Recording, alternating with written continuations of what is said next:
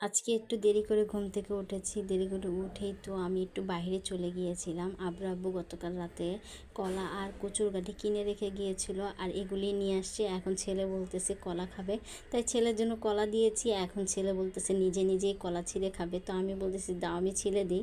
দিচ্ছে না, এখন ও আমাকেই সাধতেছে কলা খাওয়ানোর জন্য। তো এই তো আমি এখন ওদেরকে একটু টাইম দিয়ে আমি চলে আসলাম মানে রান্নাঘরে রান্না করার জন্য।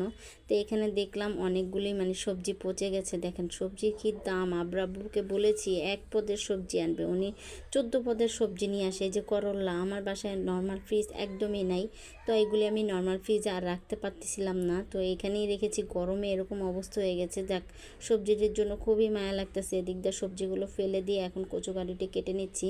এই কচু গাড়িটা আজকে আবার টাটকা টাটকা নিয়ে আসছি, তো এর জন্য অনেকটাই টাটকা ছিল। তো অর্ধেক কচু গাড়ি কেটে নিব আর অর্ধেকটি রেখে দিব। তো আজকে কচু গাঠি একটু তেলাপিয়া মাছ দিয়ে রান্না করব।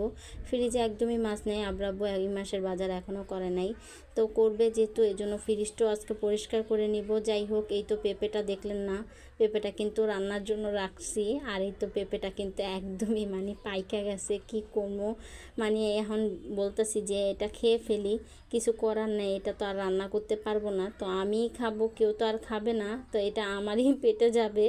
যাই হোক, পেঁপেগুলো খুব সুন্দর করে কেটে নিয়েছি, অর্ধেক পচে গিয়েছে, ওটা ফেলে দিয়েছি। এখানে পেঁপে কাটা হয়ে গেলে একটু খেয়ে নিব। পেঁপেটা আসলে অনেকটা মিষ্টি ছিল, যেহেতু কাঁচা পেঁপে ছিল, এটা পেকে মিষ্টি হয়ে গিয়েছে। আর এদিকে দেখি একদম ঝিরিঝিরি বৃষ্টি পড়তেছে। এই বৃষ্টি মনে হয় একদম শীত নামাবে। এখন তো বৃষ্টির সিজন একদমই চলে যাচ্ছে, বেশি দিন আর বৃষ্টি হবে না, একদম শীত নামাবে। তাই ঘিরি বৃষ্টি হচ্ছে আর মেঘ ডাকতেছে, একদম আকাশটা পরিষ্কার লাগতেছে, আবার মেঘলা মেঘলা রাখতেছে। যাই হোক, এগুলি কাপড় চোপড়গুলো ঘরে নিয়ে এসে এখন রান্না চড়া দিচ্ছি। এই তো করলাগুলো ওই যে বললাম না পচে গেছে অর্ধেক, তো এগুলি কি করব, এগুলি আবার রেখে দিলে আরও পচে যাবে।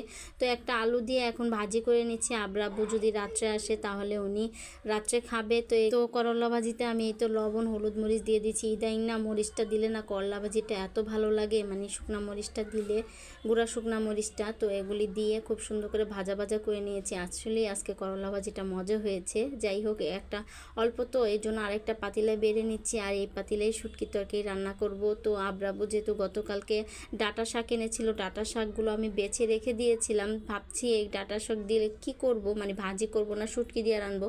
ভাবলাম যে একটা আলু দিয়ে ডাঁটা শাকটা শুটকি দিয়ে রান্না করি। আসলে ডাঁটা শাক কিন্তু শুটকি দিয়ে অনেক ভালো লাগে।